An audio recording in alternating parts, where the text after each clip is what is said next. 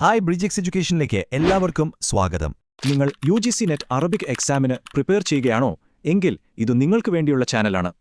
Net സിലബസിലെ ഓരോ യൂണിറ്റും നമുക്ക് ഒരുമിച്ച് സിമ്പിളായി പഠിച്ചെടുക്കാം. അപ്പോൾ ഞങ്ങൾക്ക് നിങ്ങളെക്കുറിച്ചും നമ്മുടെ ഈ കമ്മ്യൂണിറ്റിയെക്കുറിച്ചും കൂടുതൽ അറിയാൻ ആഗ്രഹമുണ്ട്. ഇന്നത്തെ ക്ലാസ് എങ്ങനെയുണ്ടായിരുന്നു? ഈസി ആയിരുന്നോ അതോ കുറച്ച് ടഫായിരുന്നോ? താഴെ കമന്റ് ചെയ്യണേ. ഇനി ഏതൊക്കെ ടോപ്പിക്കുകളാണ് നമ്മുടെ ക്ലാസ്സുകളിൽ വേണ്ടതെന്ന് തീർച്ചയായും നിർദ്ദേശിക്കണം. ഇതുപോലെ ഓരോ യൂണിറ്റും കവർ ചെയ്യുന്ന കൂടുതൽ ക്ലാസുകൾക്കായി ഈ ചാനൽ ഇപ്പോൾ തന്നെ സബ്സ്ക്രൈബ് ചെയ്യുക. നിങ്ങളുടെ ഫ്രണ്ട്സിനും ഗ്രൂപ്പുകളിലും ഷെയർ ചെയ്യുക. എല്ലാവർക്കും നമസ്കാരം. UGC നെറ്റ് പരീക്ഷയ്ക്ക് തയ്യാറെടുക്കുന്ന എല്ലാവർക്കും വേണ്ടിയിട്ടുള്ള നമ്മുടെ ഈയൊരു പ്രത്യേക സെഷനിലേക്ക് സ്വാഗതം. ഇന്ന് നമ്മൾ സംസാരിക്കാൻ പോകുന്നത് ഇസ്ലാമിക വിജ്ഞാന ചരിത്രത്തിലെ തന്നെ വളരെ പ്രധാനപ്പെട്ട ഒരാളെക്കുറിച്ചാണ്, ഇബ്നു ഖുതൈബയെപ്പറ്റി. അപ്പോൾ നമുക്കൊരു ചോദ്യത്തിൽ നിന്ന് തന്നെ തുടങ്ങിയാലോ? ആരായിരുന്നു സാഹിത്യത്തെ ആദ്യമായിട്ട് ഒരു സിസ്റ്റമാറ്റിക്കായി നിരൂപണം ചെയ്യാൻ ധൈര്യം കാണിച്ച പണ്ഡിതൻ? ഈ ഒരൊറ്റ ചോദ്യം മതി അദ്ദേഹത്തിന്റെ സംഭാവനകൾ എത്രത്തോളം വലുതാണെന്ന് മനസ്സിലാക്കാൻ. അതെ, ആ ചോദ്യത്തിനുള്ള ഉത്തരം ഇബ്നു ഖുതൈബ എന്നാണ്. ശരിക്കും പറഞ്ഞാൽ വിജ്ഞാനത്തിന്റെ ഒരു സർവകലാശാല എന്നു തന്നെ അദ്ദേഹത്തെ നമുക്ക് വിശേഷിപ്പിക്കാം. അത്രയ്ക്ക് വലിയൊരു പണ്ഡിതനായിരുന്നു അദ്ദേഹം. അദ്ദേഹത്തിന്റെ ചിന്തകൾക്കിന്നും വലിയ പ്രസക്തിയുണ്ട്. അതാണ് ഏറ്റവും വലിയ കാര്യം. അദ്ദേഹത്തിന്റെ വൈദഗ്ധ്യത്തിന്റെ ഒരു വ്യാപ്തി നോക്കൂ.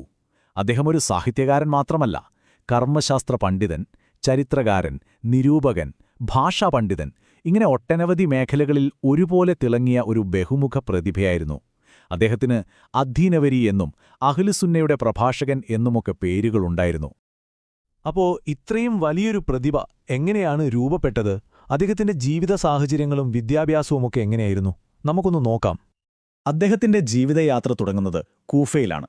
പക്ഷേ അദ്ദേഹം വളർന്നതും പേരെടുത്തതുമൊക്കെ അബ്ബാസി ഖിലാഫത്തിന്റെ ബൗദ്ധിക തലസ്ഥാനമെന്ന് പറയാവുന്ന ബഗ്ദാദിലായിരുന്നു. അതുപോലെ പേർഷ്യയിലെ ദീനാവറിൽ അദ്ദേഹം ഒരു ഖാദിയായും ജോലി ചെയ്തിട്ടുണ്ട്. അദ്ദേഹത്തിന്റെ കുടുംബവേരുകൾ പേർഷ്യയിലായിരുന്നുവെങ്കിലും അറബി ഭാഷയിലും വ്യാകരണത്തിലുമൊക്കെ അദ്ദേഹം ഒരു അതോറിറ്റിയായി മാറി. ഇസ്ഹാഖ് ഇബ്നു റാഹവൈഹിയെ പോലുള്ള വലിയ ഗുരുക്കന്മാരുടെ ശിഷ്യനായിരുന്നു. അതുപോലെ അക്കാലത്തെ മഹാനായ അൽ ജാഹിറിന്റെയൊക്കെ പുസ്തകങ്ങൾ അദ്ദേഹം ആഴത്തിൽ പഠിച്ചു. ഇതിൽ നിന്നൊക്കെയാണ് അദ്ദേഹം അറിവ് നേടിയെടുത്തത്. ഓക്കെ, ഇനി നമുക്ക് വിഷയത്തിന്റെ കാതലിലേക്ക് വരാം. അദ്ദേഹത്തെ ചരിത്രത്തിൽ അടയാളപ്പെടുത്തുന്ന ഏറ്റവും പ്രധാനപ്പെട്ട സംഭാവന എന്താണെന്ന് നോക്കാം. സാഹിത്യവും സാഹിത്യ നിരൂപണവും തന്നെ. അപ്പോൾ അദ്ദേഹത്തിന്റെ സംഭാവനകൾ ശരിക്കും മനസ്സിലാക്കണമെങ്കിൽ അന്നത്തെ ഒരു പ്രധാനപ്പെട്ട ബൗദ്ധിക പ്രസ്ഥാനത്തെക്കുറിച്ച് നമ്മൾ അറിയണം. അതിന് പേരാണ് ഷുഉബിയ. എന്തായിരുന്നു ഇത്?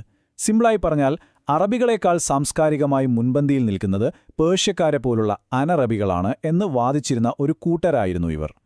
ഈയൊരു ചൂടേറിയ ചർച്ചയിൽ ഇബ്നു ഖുതൈബയുടെ നിലപാട് വളരെ രസകരമായിരുന്നു. അദ്ദേഹം ഒരു ബാലൻസ്ഡ് അപ്രോച്ചാണ് എടുത്തത്. ഒരു വശത്ത് അദ്ദേഹം അറബികളുടെ വിജ്ഞാനശാഖകളെ പ്രോത്സാഹിപ്പിച്ചു, അതിനെ ഉയർത്തിക്കാട്ടി.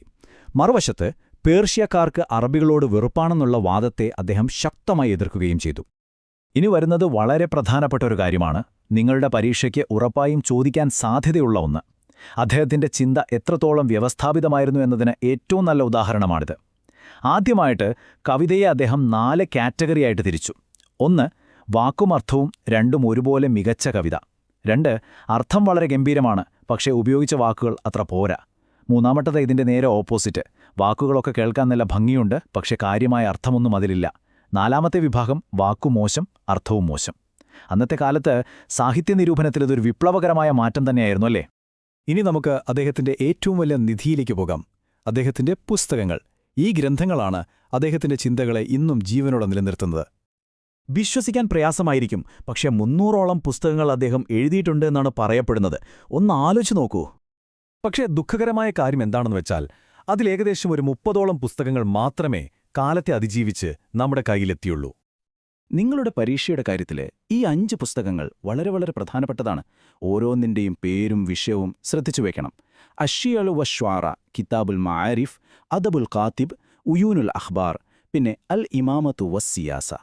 ഇവ ഓരോന്നും ഇസ്ലാമിക ചിന്തയുടെയും സാഹിത്യത്തിന്റെയും ഓരോ തൂണുകളാണെന്ന് പറയാം.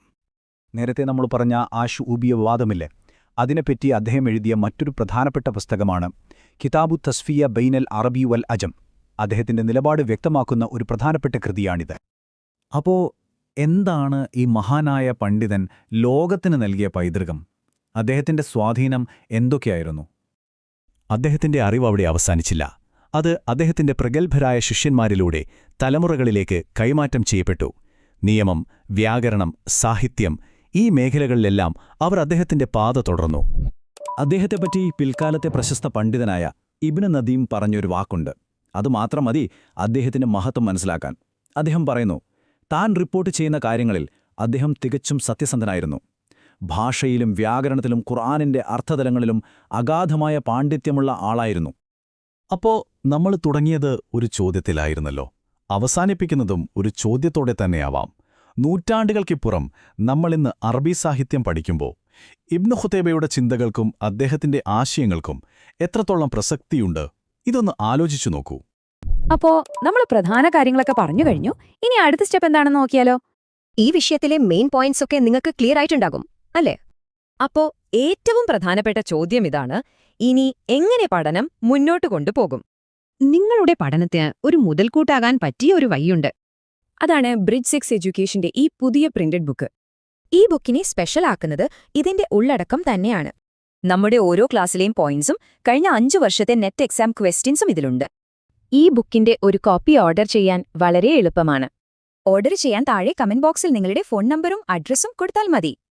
നിങ്ങളുടെ വിജയത്തിലേക്കുള്ള യാത്രയിലെ ഈ പുസ്തകം ഒരു വലിയ സഹായമാകട്ടെ. നിങ്ങളുടെ പഠനത്തിനും ശോഭനമായ ഭാവിക്കും എന്റെ എല്ലാവിധ ആശംസകളും. അപ്പോ അടുത്തൊരു വിഷയവുമായി നമുക്ക് വീണ്ടും കാണാം. Thank you.